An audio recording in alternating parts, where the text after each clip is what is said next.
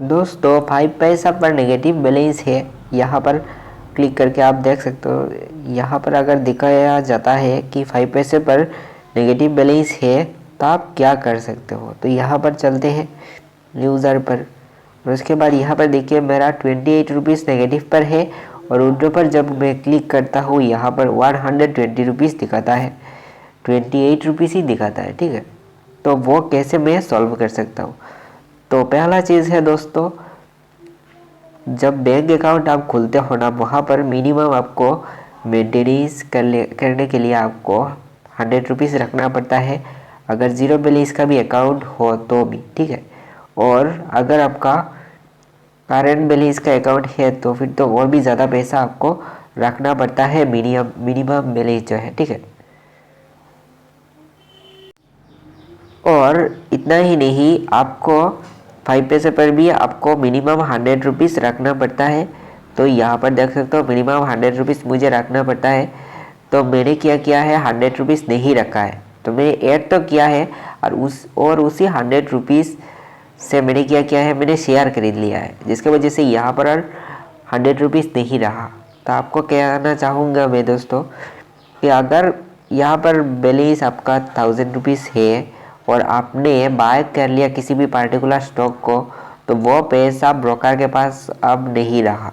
ठीक है, तो मान लो हमने 1000 रुपीज़ का शेयर खरीद लिया, तो वो शेयर का पैसा मैंने शेयर मार्केट पर लगा दिया, तो वो पैसा ब्रोकर के पास नहीं है, अब शेयर मार्केट का जो कंपनी है उसके पास है, कह सकते हो, या तो किसी दूसरे आदमी के पास चला गया है। ठीक है, अगर पैसा आप ऐड करके यहाँ पर शो हो रहा है आपका पैसा, तो वो पैसा मान सकते हो कि जो ब्रोकर है उसके पास है। ठीक है, तो ऐसे ही है यहाँ पर भी।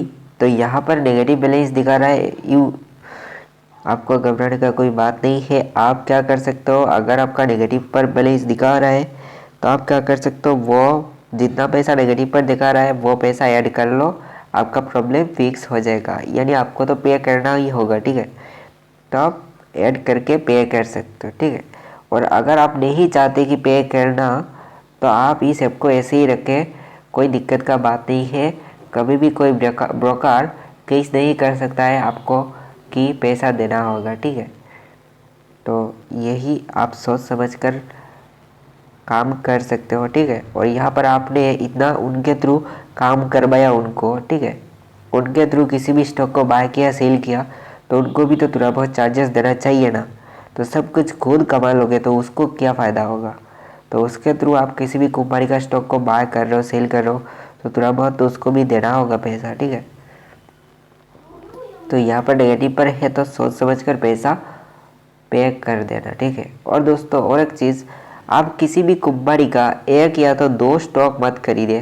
ठीक है, तो मेरा एक स्टोरी अगर कहा जाए तो मैंने येस बैंक का शेयर खरीदा था, ओनली 2 शेयर खरीदा था। ठीक है, तो बाय किया था मैंने 13 रुपीज़ देकर और 26 रुपीज़ मेरा वहाँ पर लगा। ठीक है, और उसके बाद मैंने देखा कि एक्स्ट्रा 15 रुपीज़ मुझे चार्जेस देना पड़ गया, यानी डीपी चार्जेस। ठीक है, और तकरीबन 10 पैसा या तो 20 पैसा के आसपास मुझे उसका ब्रोकरेज चार्जेस देना पड़ा। तो अल्टीमेटली मुझे कितना प्राइस पड़ा येस बैंक का शेयर को खरीदने के लिए, यानी 21 रुपीज़ के आसपास मुझे पैसा देना पड़ा येस बैंक का शेयर को खरीदने के लिए। ठीक है, और उसके बाद क्या हुआ, कुछ दिन बाद येस बैंक का शेयर का प्राइस तकरीबन 14 रुपीज़ 70 पैसा हुआ। मैंने क्या किया, सेल कर दिया।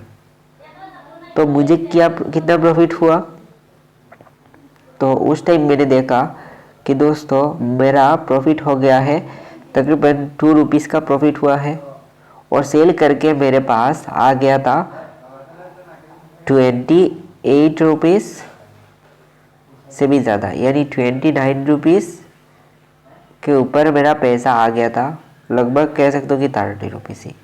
ठीक है, और 2-3 दिन बाद मैंने देखा मेरा डीमेट अकाउंट पर मेरा 15 रुपीज़ पड़ा हुआ है।